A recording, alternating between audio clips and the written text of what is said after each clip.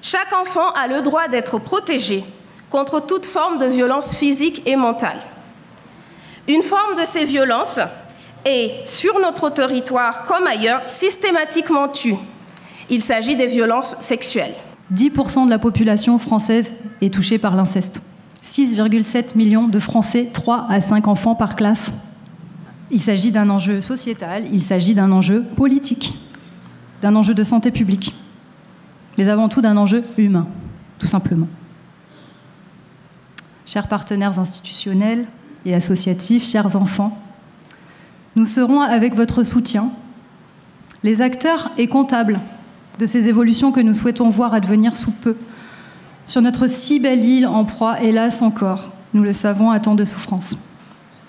Et nous continuerons d'œuvrer, toujours plus nombreux et solidaires, pour trouver ensemble les leviers qui permettent à notre jeunesse de grandir et de s'épanouir dans les meilleures conditions, pour devenir à leur tour les adultes heureux et responsables que nous essayons d'être.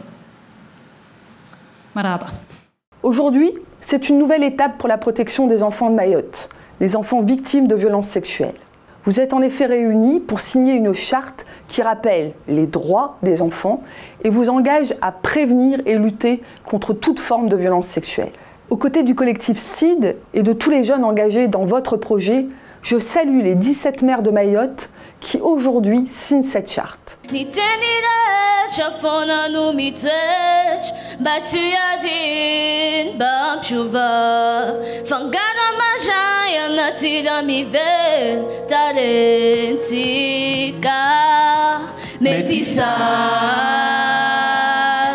J'ai entendu ici, je crois que c'est Lydia qui le disait, il faut une formation. Effectivement, il faut former les familles parce que les familles manquent beaucoup d'outils.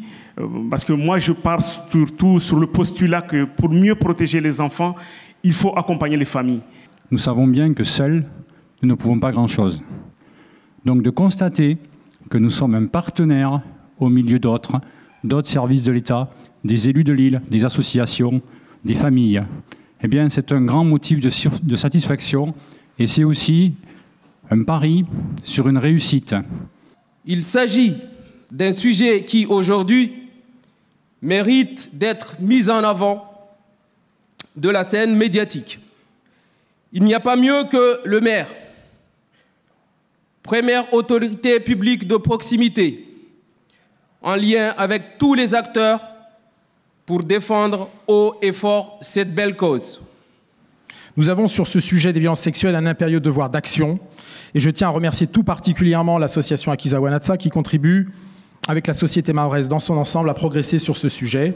Sur l'île de Mayotte, comme dans le monde entier, la problématique des violences sexuelles et de leur éradication se heurte systématiquement au silence. Ce silence peut être le résultat d'une sidération, d'une incompréhension, d'une peur ou d'un traumatisme.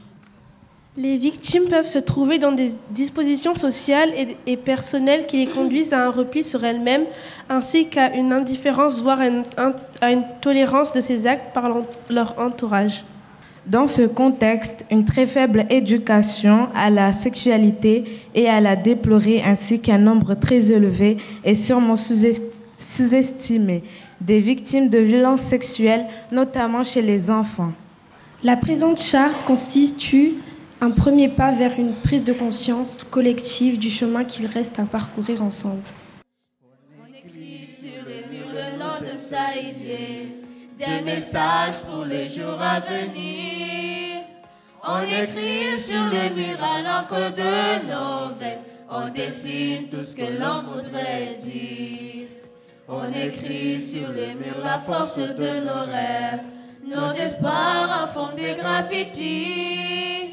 On écrit sur les murs pour que l'amour se lève un beau jour sur le monde endormi. On écrit sur les murs le nom de Msaïdié, des messages pour les jours à venir.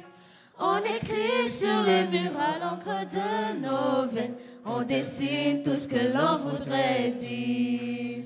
On écrit sur les murs le nom de Msaïdié, des messages pour les jours à venir. On écrit sur les murs à l'encre de nos veines. On dessine tout ce que l'on voudrait dire.